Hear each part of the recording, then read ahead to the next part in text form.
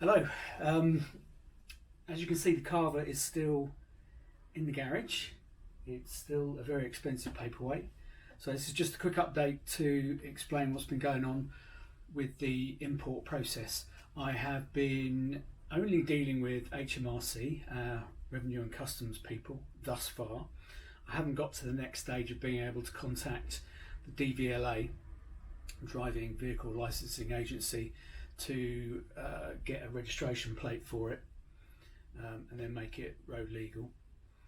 So toing and froing with HMRC has been a complete pain in the butt, just because their systems are so outdated. They've got one of those websites that's easier to go back to Google to do searches for their various different parts and organisations. This is just within HMRC, this is not just the other government stuff as well.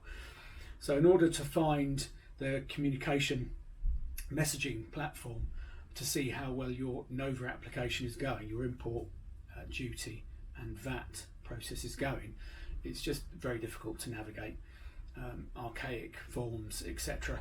And even when I've had to phone them, I think I spent a couple of hours on the phone, I have discovered that you can't email them very large files. You don't get a message back from their exchange server telling you why, unfortunately. It just disappears and you have to chase up to make sure they've actually got those emails. So having to be on the phone, speak with these people to explain to them, or at least try and find out what they've got and what they haven't got from you, because they've asked for the certificate of conformity and the invoice to find out how much I paid for the vehicle so they can work out how much VAT was owed on it. So eventually got there. It's been 2 weeks since my last video, but we're still here. I have just this morning paid my VAT on the vehicle, which came as a little bit of a shock, to be honest. I had read the government website before and got VAT and duty mixed up. I thought that you didn't have to pay VAT on a car coming from Europe because the VAT's already been paid, but unfortunately no. Had to pay 20% VAT, not duty. It's duty free. There's no duty to pay, but VAT to pay. So I worked out that I paid €8,119, or £7,426 on that. So the VAT at 20% UK rate, value added tax, was £1,485. So plus shipping of £765, the total was £9,676, or €10,579.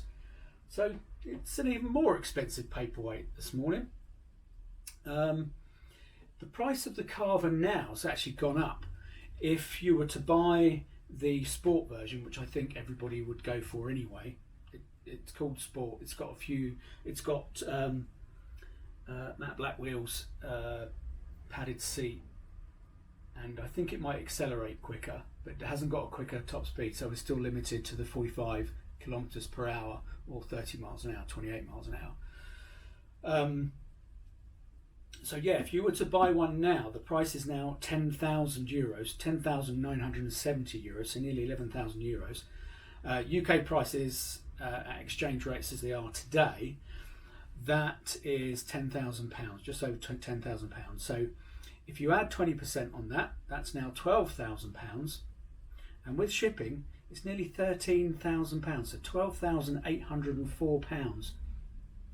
I don't think I'd be buying that now if I was in the situation again. So that's €14,000. So €14,000 for something that is quirky and fun, and I love it, and I can't wait to get it on the road, but is very basic and only does 30 miles an hour. I don't think I'd make the same decision again. But I'm here, I'm in this position now. I paid the VAT this morning, so I'm now waiting for confirmation from HMRC. Don't know how that comes to you or when it comes to you, before I can then approach the driving vehicle licensing agency, DVLA, to get a registration plate for it. And then once I've got that, I can look into how much it's going to insure me to actually get it on the road and get it out and running. But as we speak, it's a very expensive paperweight sat in my garage. Speak to you soon.